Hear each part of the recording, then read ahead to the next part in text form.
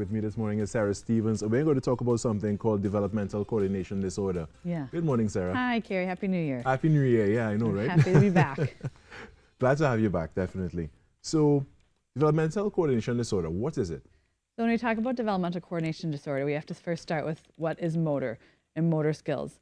As occupational therapists, we talk about motor meaning our movement in our body. So gross motor are our big muscles. Those are what we use to walk and move. Right. And fine motor are our little muscles, kind of what we do to button a shirt.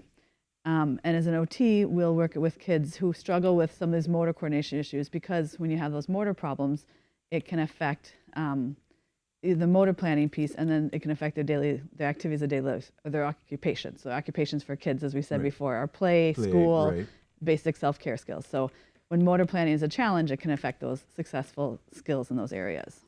You said the term motor planning a couple times there. Tell us a little bit more of how motor planning affects a child. Sure. So motor planning is doing an action with intent. And there's three basic parts to motor planning. So we start with ideation, like knowing what you're going to do, orientation, getting your body organized and ready to do it, and execution, so actually doing it. So if we look at like jumping rope, the ideation is you're going to jump rope. That's the plan. Right. Orientation is you get your body lined up, your feet forward, your hands by your side to hold the rope. So you're your body's in position, and then the execution is you actually swing the rope. So you need to make the motor planning pieces that we're jumping. It's all parts of that, but the idea that you're jumping as the rope comes to your toes, not early, not before it comes to you, or not after it hits your feet. Right. So that's the motor planning.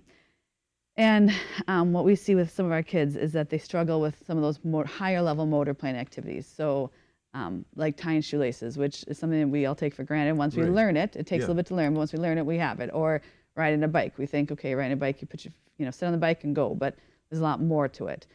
And when kids have kind of a constant struggle with some of these tasks, that's when they might need to come and have an occupational therapy evaluation and treatment to work on what we call developmental coordination disorder, or dyspraxia.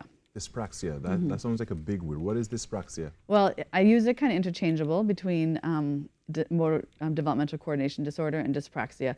It really depends. It's a diagnosis depending on which country you're in.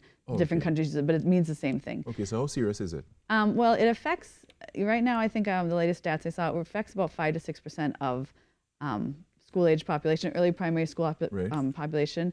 And what we see is these are the kids that maybe like handwriting, they're always struggling with handwriting. They try, the parents are getting frustrated. The teacher constantly says, it's not neat, I can't read it, even though, they're able to focus and pay attention, but that motor control is so tricky. And so when we get a child who really struggles in that area, it could be also that these kids come to us and their parents are like, yeah, they've always kind of been a clumsy kid.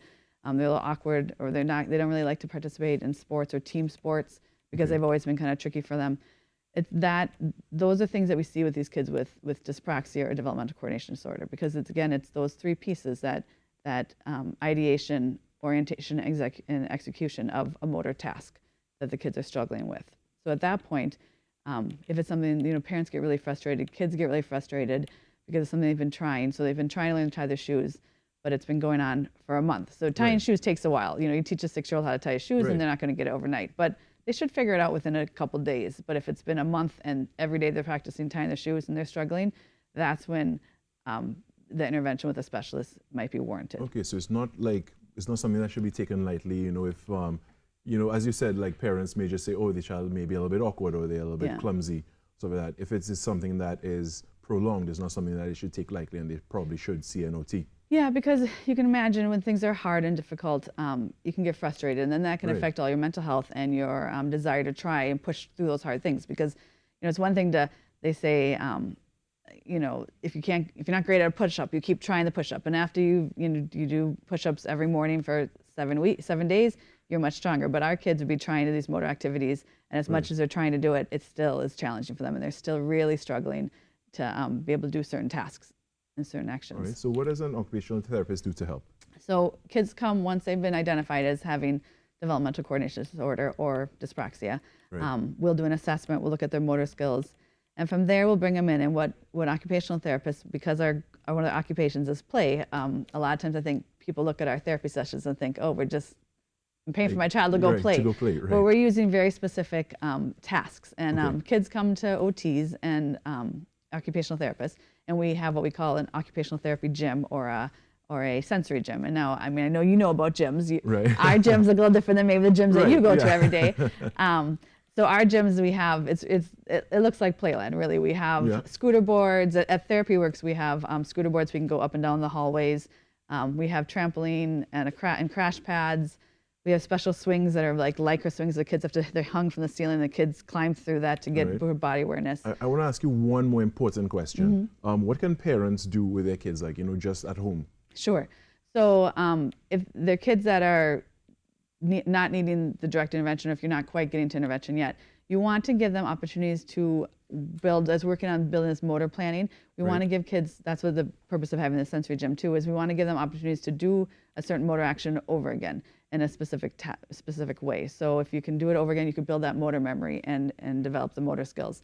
At home, I tell parents, take your kids to the park. The playgrounds are the best places. You can get on the monkey bars. I was never great at monkey bars, but you can think of all the motor plan that takes to swing your body through to grab the monkey bars. Okay, you so could just do simple things like that. Kids love Ninja Warrior, Warrior Ninja on TV. You could make up a course on the playground. Wheelbarrow walking, jumping and climbing things. Those are all great things. Simple things that you could just do at the park, do at home and stuff like that. Yeah. All right, Sarah Stevens, from occupational therapist from Therapy Works, thank you so much for joining and sharing this morning, because I know it's important information that, is speaking to a parent out there. And it's important information for those who may not be able to come see a therapist, to just at least get something to work with. Perfect, yes, all right, exactly. So thanks a lot, Sarah.